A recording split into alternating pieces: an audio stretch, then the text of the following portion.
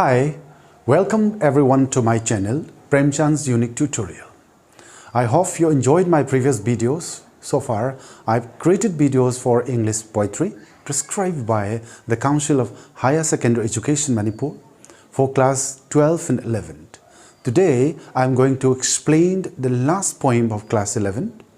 Before watching my video, please subscribe to my channel first. And please don't forget to give your comment on the comment box too. I'm sure that my explanation of the poem may not be adequate enough for those who are preparing for the school exams, but I think it would definitely help them to move forward.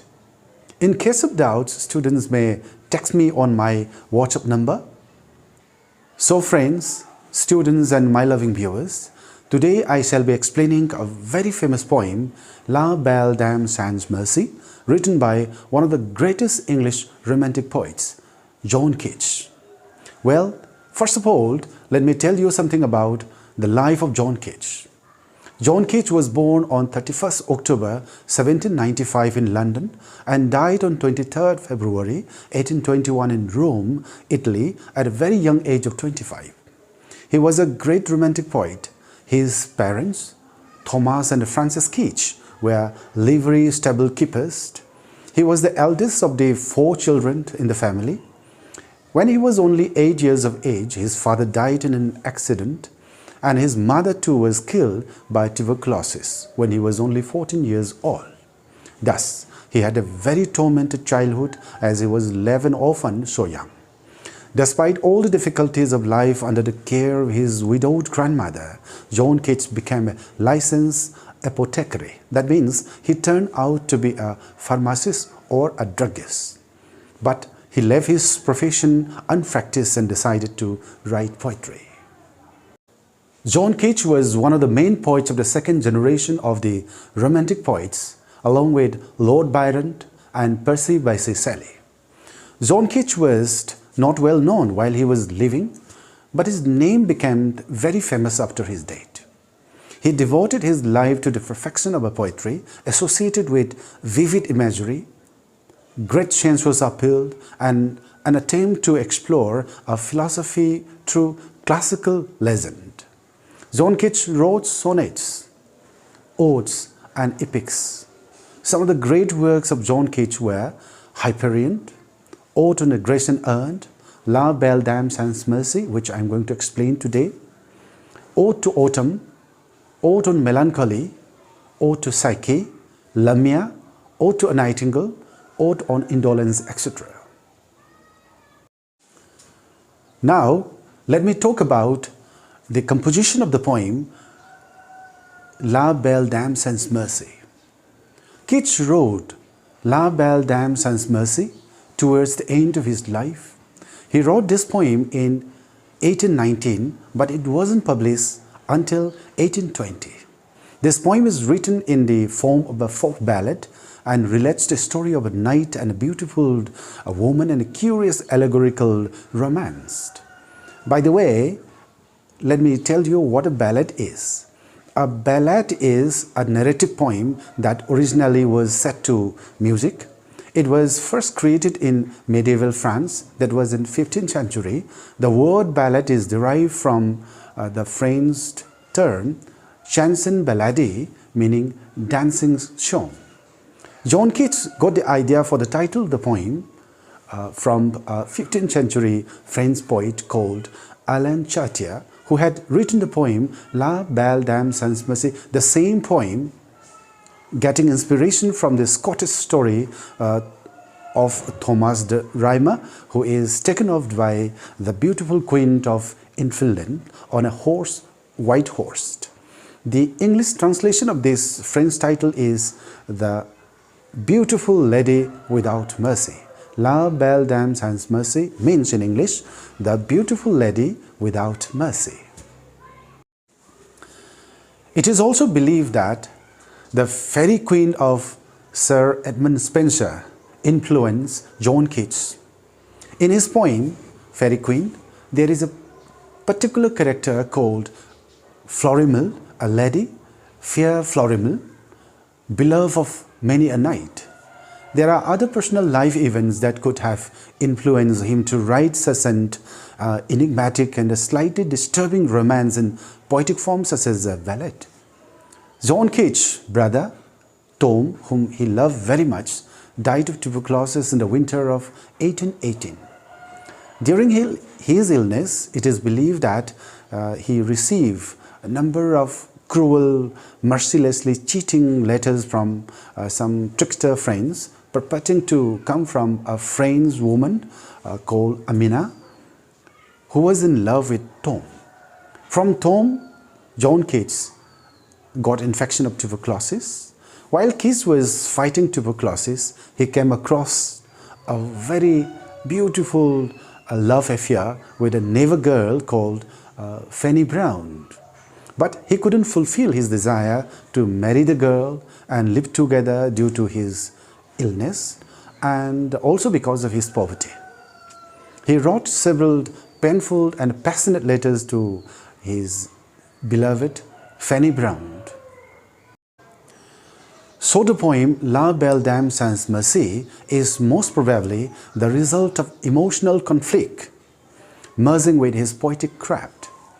Keats skillfully wrote the poem utilizing his creative imagination, out of which came beauty and the truth contained in a dream-like romantic drama. So in the poem, we find a knight who falls in love with a beautiful girl. The knight may represent John Keats himself, who got only frustration in love. Now, John Keats assumed that he would be a dead man, but soon after his death, he would wake up in another afterlife. There he would be a loveless man whom a woman he loved truly has mercilessly deceived. This is indicative of what had happened to his real life. So this is why the most beautiful woman in this poem has no mercy, leaving the man emotionally broken and cold. That is the actual experience of the knight created in the imagination of the poet. The poem La Belle Dame sans Merci maintains a regular rhyme scheme A-B, C-B. Now let me explain the poem. Oh, what can ail thee, knighted arms, alone and palely loitering? The sage is withered from the lake, and no birds sing. Here, in this stanza, we find a stranger meeting a knight who is in his shining armor. He looks sad and stands alone by the lake. The plants growing there are all dry and shriveled. There is no sound of birds singing there. So the setting of the scene tells us that the knight is in total isolation, walking slowly without any purpose. Oh, what can ail thee, knighted arms, so haggard and so woe-begone? The squirrel's granary is full, and the harvest done. Here, in this second stanza, the speaker continues questioning why the knight looks extremely distressed and sad. He tells him that the squirrels have gathered their food for winter, and his fox, that are the village people, also have collected their harvests. The season shown here, maybe the late autumn. The use of the words like withered, the harvest done, are indicative of the time of the year. So it is very simple to know that the time is autumn, late autumn, and all the animals are preparing for their winter stay, and the main folk of the village also have collected their harvest, and they are ready to live the winter season happily. In this time, a knight is now loitering here and there aimlessly in a very shade mood. I see a lily on thy brow with anguish moist and fever dew, and on thy cheeks a fading rose fast withered too. Now, the speaker tells us that the forehead of the knight is as pale as a lily. It is moist with the sweat of a painful fever. The color of the knight's cheeks might be bright and lively as a rose before, but now it is fading quickly. In the early 19th century, lily is used as a symbol of death, while the rose symbolizes love and beauty. So by using the two flowers, John Keats, here in this third stanza of the poem, portrays the inherent danger in beauty of a woman. The beauty withers instantly, leaving the admirers lost and disillusioned. After the third stanza, we find a stranger questioning the knight, why he was loitering there, why he looked so sad, and why he remained there alone. And now in the following stanza, starting from the fourth stanza, we will find the knight answering to the stranger. And here it is. I met a lady in the meads, full beautiful, a fairy's style.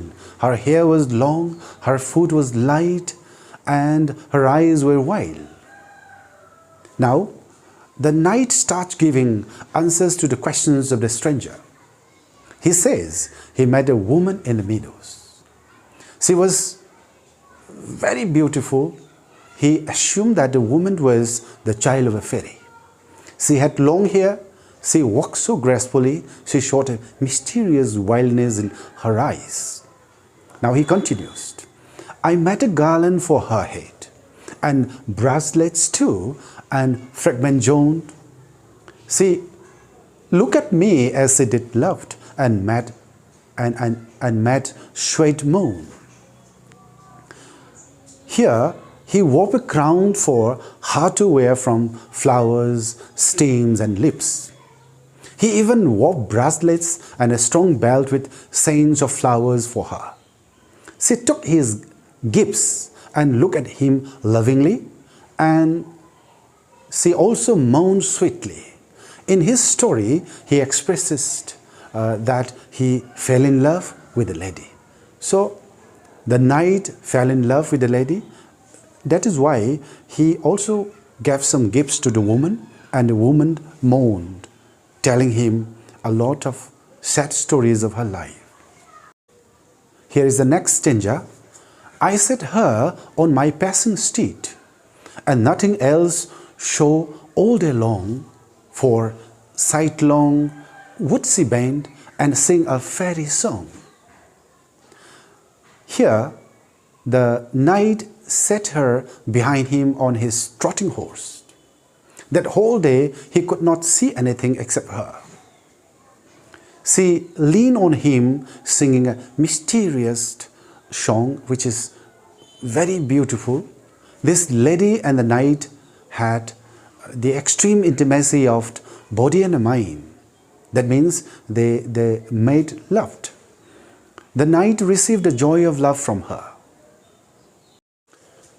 She found me roots of relish and honey wild, manna dew, and sure in language, strange she said, I love thee true.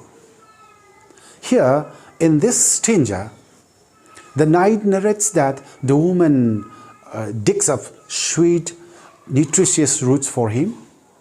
She serves him wild honey and a food that has a very heavenly taste, like manna dew, which is the food that kept the Israelites alive on their journey out of Egypt, as we find in the Holy Bible.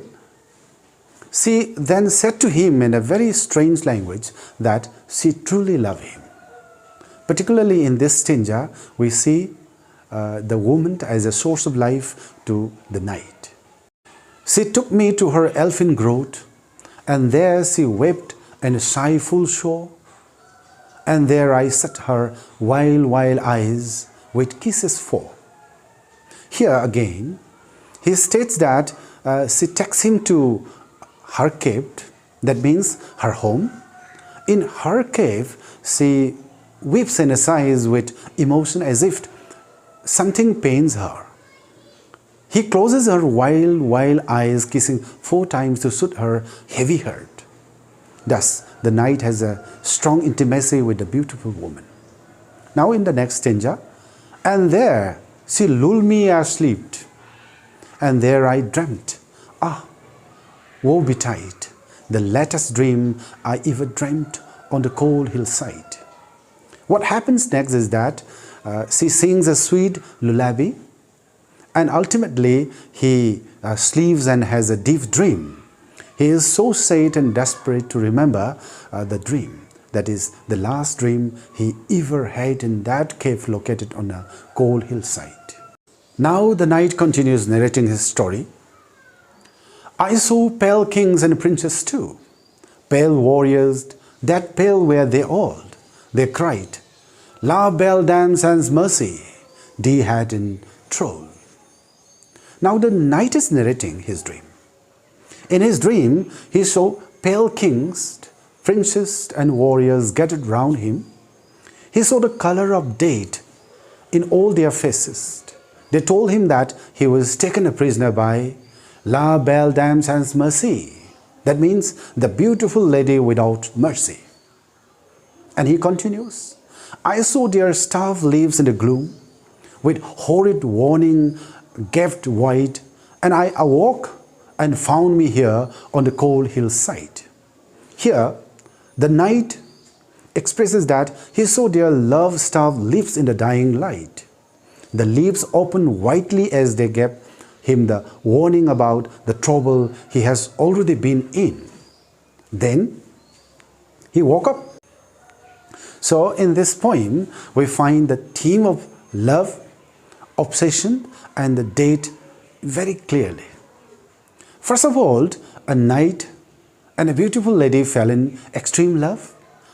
In this relationship, the knight's love turns from enchantment into obsession. The danger of intense romantic love is well expressed. The obsession drains the emotional energy of the knight. When the obsession disappears, the lover left behind undergoes a spiritual death, losing the ability to appreciate beauty in anything. And finally, the knight declares, and this is why I sojourn here, alone and barely loitering, though the chases wither from the lake and no birds sing. In the last stanza of the poem, the knight declares that this is how he happens to be there on the cold hillside, lingering alone, looking rather unhealthy, though the plant life by the lakeside is decaying and no birds are singing. Romantic poets are famous for describing the world as a subjective experience, one in which the important things happen in the human heart. There is certainly plenty of that in La belle dame sans merci, with a knight in arms either creating a fantasy love affair or not, creating his own tuberculosis within his mind and then warning himself about the dangers of going beyond his own mind by entering into a relationship with another person. There is also a strong representation of the objective world in the unnamed stranger who encounters the knight in the woods.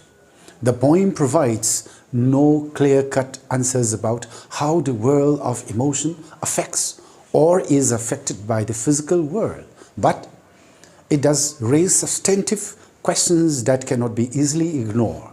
Thank you so much for your patient viewing. Take care. Bye-bye.